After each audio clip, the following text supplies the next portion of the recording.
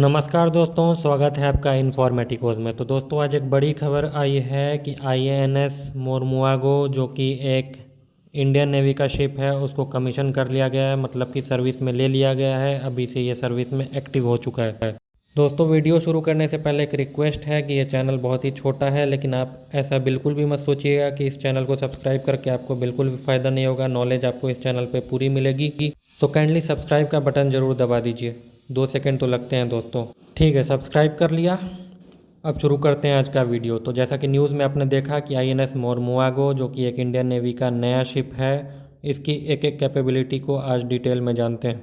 तो दोस्तों, सबसे पहले बता दूं कि ये एक स्टेल्थ डिस्ट्रॉयर है, यानी कि जब भी दुश्मन का रडार इसको स्कैन करने की कोशिश करेगा तो ये उस रडार पे बहुत ही छोटा नज़र आएगा। मतलब कि इसका साइज़ किसी छोटी नाव के बराबर ही आता है रडार पर। इस कारण से ये दुश्मन के कोस्टल एरियाज़ में ज़्यादा क्लोज जा सकता है। तो आइए एक एक करके जानते हैं कि इस पे कौन कौन से हथियार लगे हुए हैं। तो अभी आपके स्क्रीन पर जो सबसे पहला दिख रहा है वो है ऑटो मेरेला का 76 mm गन।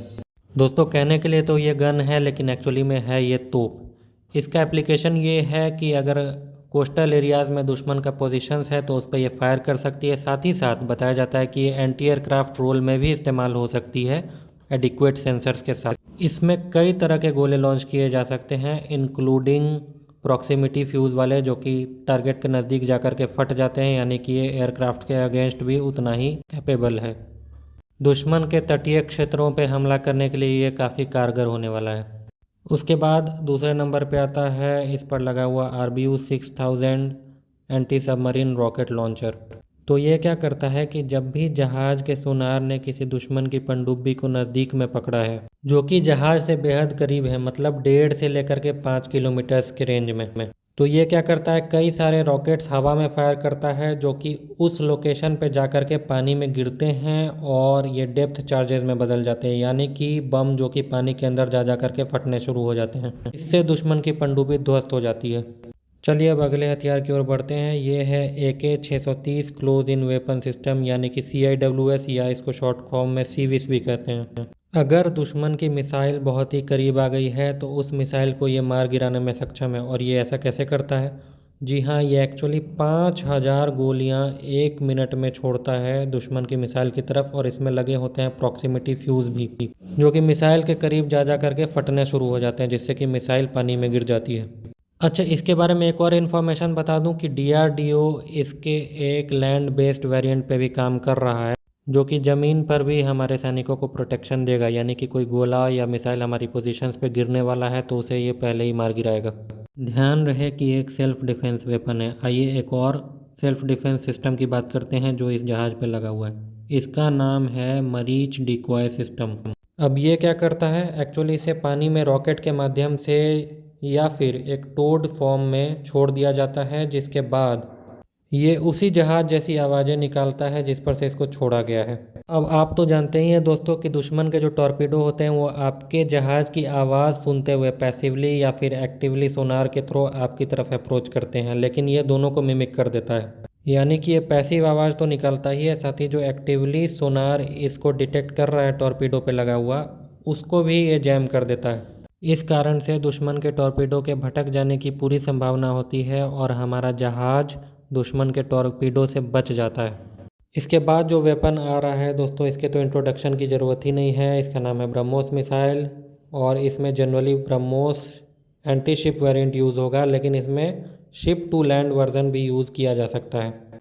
ज़्यादा संभावना है कि दोनों का मिक्स यूज़ होगा। लगभग 16 मिसाइल्स इस जहाज़ पे आ जाएंगी। अब ये 16 मिसाइल कोई कम नहीं है दोस्तों, आपको बता दूं ये 16 मिसाइल 16 चीनी जहाज़ों के लिए काफ़ी है।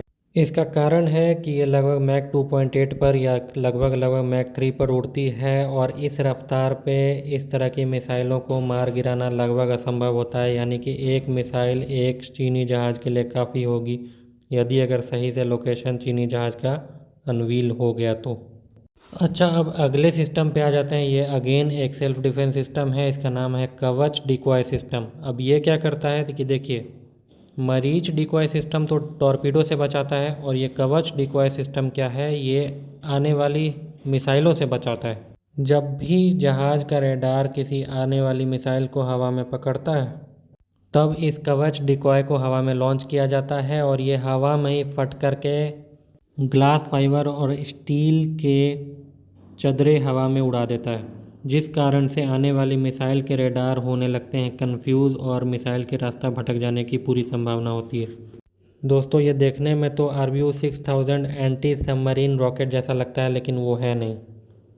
दोस्तों मैं समझ रहा हूँ कि वीडियो काफ़ी लंबा हो रहा है, लेकिन क्या करें, जहाज़ ही ऐसा है कि इसकी खूबियाँ गिनाते गिनाते समय कम पड़ जा रहा है। अगली सेल्फ डिफेंस मिसाइल की बात करते हैं, उसका नाम है बराकेट। इसको भी किसी इंट्रोडक्शन की ज़रूरत नहीं है। इसकी रेंज लगभग 70 किलोमीटर की बताई जाती है, लेकिन इसकी कम रेंज देखकर ये मत सोचिएगा कि ये मिसाइल कम एडवांस है। इसको इसी तरह से बनाया गया है कि ये दुश्मन की आने वाली किसी भी मिसाइल को हवा में ही मार गिराएगी, यानी कि हार्ड किल। इससे पहले जो मैंने आपको कवच डिकॉय सिस्टम बताया था वो सॉफ्ट किल करता है, यानी कि मिसाइल को भटका देता है दुश्मन की मिसाइल को, लेकिन ये दुश्मन की मिसाइल को मार गिराती है। इसके अलावा इस जहाज़ पे हेलीकॉप्टर्स भी रहेंगे एंटी सबमरीन वॉरफेयर के लिए और अदर ऑपरेशंस के लिए। और इन हेलीकॉप्टर्स का नाम में से सबसे एडवांस जो अभी रिसेंट में इंडियन नेवी ने ख़रीदा है वो है SH-60 रोमियो हेलीकॉप्टर्स। ये पुराने वाले सी हॉक वेरिएंट का ही एक लेटेस्ट अपग्रेड है। इसके अलावा इंडियन नेवी के जो पुराने सी किंग हेलीकॉप्टर्स है वो भी इससे ऑपरेट करेंगे। ये देखने में भले पुराने लगते हैं, लेकिन इन्हें बिल्कुल अपग्रेड कर दिया गया है। इसके साथ ही बताया जा रहा है कि ध्रुव का जो नेवल वेरिएंट है उसका भी इस्तेमाल इस जहाज़ पर होगा।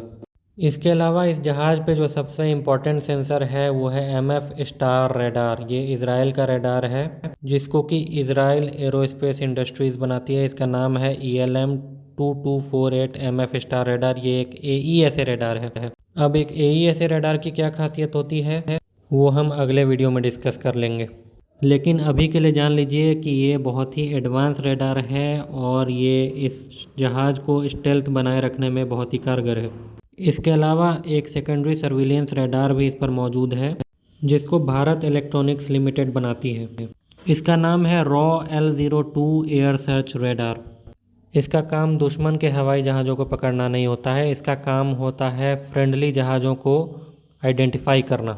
ये एक सिग्नल भेजता है अपने फ्रेंडली जहाज़ों पर, जिस पर एक ट्रांसपॉन्डर लगा हुआ होता है। उधर से एक रिप्लाई आ जाता है जो कि इनक्रिप्टेड होता है, जिससे ये पता चल जाता है कि सामने वाला जहाज़ फ्रेंडली जहाज़ है। और ये MF स्टार रेडार को बता देता है कि उस जहाज़ को, उस हवाई जहाज़ को एज एनिमी डेजिग्नेट नहीं किया जाए। ऐसे ही करके हम लोग पता लगा सकते हैं कि कौन दुश्मन का जहाज़ है और कौन फ्रेंडली जहाज़ है, और इससे फ्रेंडली फायर होने की संभावना बहुत ही कम हो जाती है। तो दोस्तों ये वीडियो थोड़ा सा लंबा हो रहा है, इसको यहीं पे एंड करते हैं। बाकी डिटेल्स अगले वीडियो में कभी देख लेंगे। तब तक के लिए इस चैनल को सब्सक्राइब जरूर कर लीजिएगा, क्योंकि आपकी वाइटल इन्फॉर्मेशन मिस हो सकती है। Thank you.